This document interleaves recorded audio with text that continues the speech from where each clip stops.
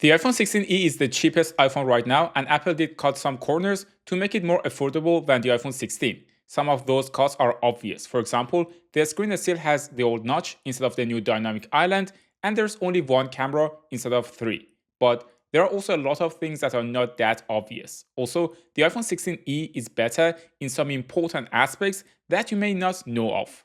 I am Mo, and to show you the differences between these two devices, I decided to do a day in the life comparison, where I test the camera, battery life, and the new Apple C1 modem, which Apple claims has better power consumption. I charged both phones to 100% before starting the test. It took a bit longer to charge the iPhone 16e since it has a 15% larger battery capacity than the iPhone 16. The iPhone 16 I have is a funky pink, a color I adore. There is an action button on the left side that you can customize. I always set it to silence the phone. On the other side, there is a camera button, which to be honest is more a liability than a help since I accidentally press it often. As I mentioned, there is a dynamic island on top that shows important things like music playing in the background. On the back of the phone, there are two cameras, one ultra-wide for wider shots and one 48 megapixel main sensor. The iPhone 16e comes in only two colors. I bought mine in white instead of black. There is an action button similar to the one on the iPhone 16 on the left side. On the right side, there is no camera button, which in my opinion is a positive thing. There is a notch on top, which is not necessarily ugly, but I do prefer having a dynamic island. On the back, there is one main 48 megapixel camera, but the sensor size is 2.5 times smaller than the one on the iPhone 16, which means it won't perform well in low light. Also, there is no optical stabilization. Both phones are the exact same size. In fact, the iPhone 16 case fits the iPhone 16e. They also have a similar weight. The iPhone 16e does not have magnets, but has a larger battery capacity, which explains the weight. To drain the batteries, I started playing YouTube, and one thing I noticed was how much the iPhone 16 wobbles on the table due to the larger camera. I played YouTube for an hour on Wi-Fi, and neither phones lost any noticeable battery percentage. I then took both phones to a few spots in my home with poor 5G reception. I didn't notice any real advantage for either when it came to signal strength.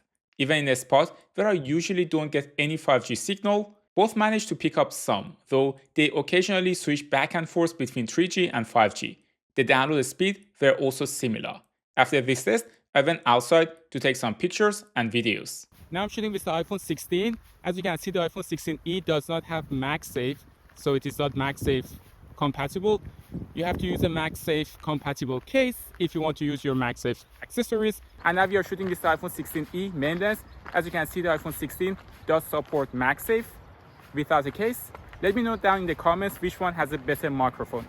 I took a quick snap of this tree, and as you can see, both did a good job with the picture. The colors are slightly different, but nothing drastic. I used both phones to navigate my way to the gym using Google Maps. Right now, both phones have 91% battery left. The video quality on both phones in 4K at 30 frames per second is very similar. However, as I mentioned, the iPhone 16e does not have optical stabilization, which can be problematic. For example, if I run over a bump while recording, the camera visibly shakes. With 2x zoom, both did a great job, and even with pixel peeping, it is hard to tell them apart. Since the iPhone 16e lacks an ultra-wide lens, you can't take macro pictures with it because the minimum focusing distance needs to be more than a few centimeters. The iPhone 16 on the other hand can take nice macro shots like this one here. If you don't move your camera or walk with it, the quality between the two is similar. Here, the iPhone 16e has a slightly warmer tone. Fun fact, this Eurovelo bike route goes all the way from Vienna to Turkey. The dynamic range on both phones is also similar. Neither process the image significantly better than the other. For the selfie camera, both phones perform very similarly. Let's also test the selfie camera video quality. Now we are testing the selfie camera. On the left side we have iPhone 16e. On the right side we have iPhone 16. Also, it's really windy, so it's a good time to also check the microphone. I don't know if it is the display or the colors, but the iPhone 16e actually does look warmer than the iPhone 16.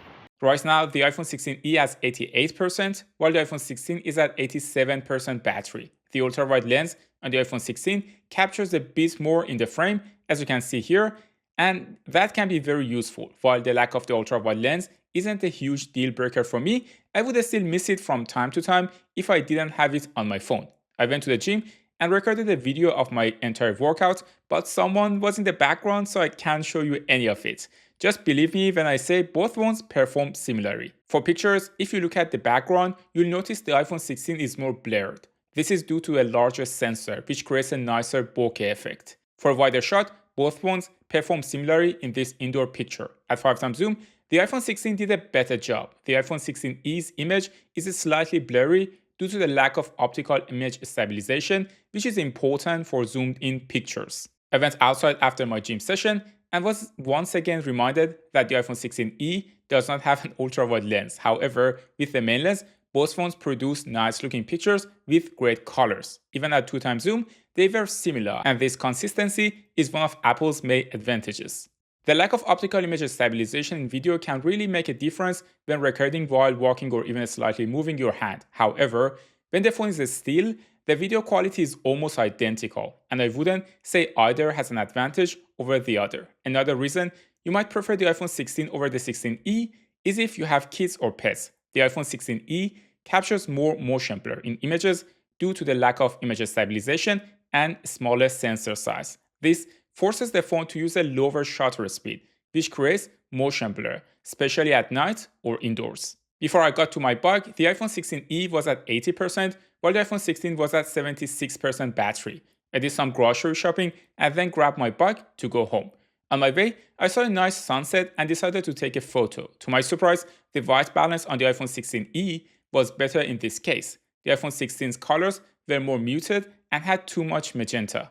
At 3x zoom, the video quality was again very similar, which was a bit surprising. If we pixel peep, we might say the iPhone 16's quality is slightly better, but it is still comparable. Both phones performed poorly when it came to light reflection. There was a noticeable green dot issue and reflections were not well managed. In general, the iPhone 16e colors are slightly more vibrant than those of the iPhone 16. When I arrived home, I decided to run Google Meet on a 5G connection so the phones could communicate with each other. This test helps determine which modem is more efficient since Google Meet relies heavily on data transfer, with both phones uploading and downloading at the same time. I ran the test for half an hour and the result was shocking. The iPhone 16 got 5 degrees hotter than the iPhone 16e.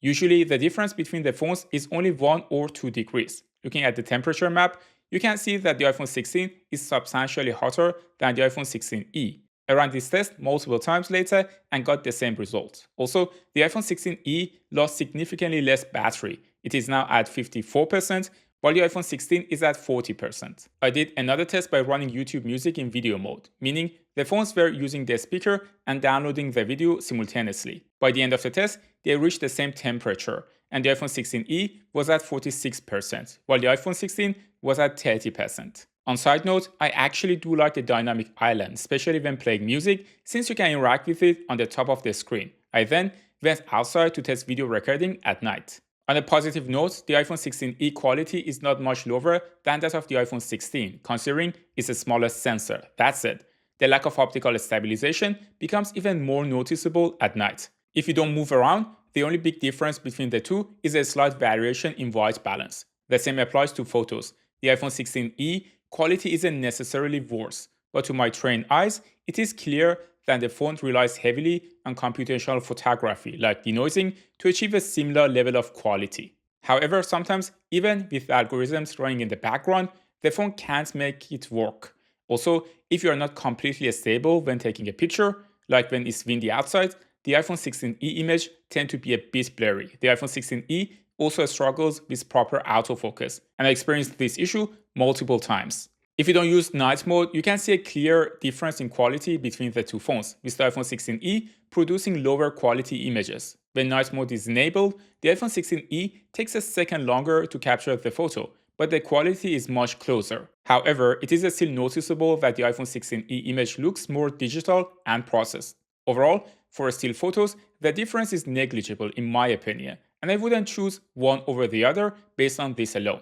By the time I got home, the iPhone 16e was at 38%, while the iPhone 16 was at 18%. That's a huge difference. Part of this can be explained by the iPhone 16e 15% larger battery capacity and one less GPU core, which helps conserve power. However, we also can't ignore that the C1's modem is likely playing a big role here.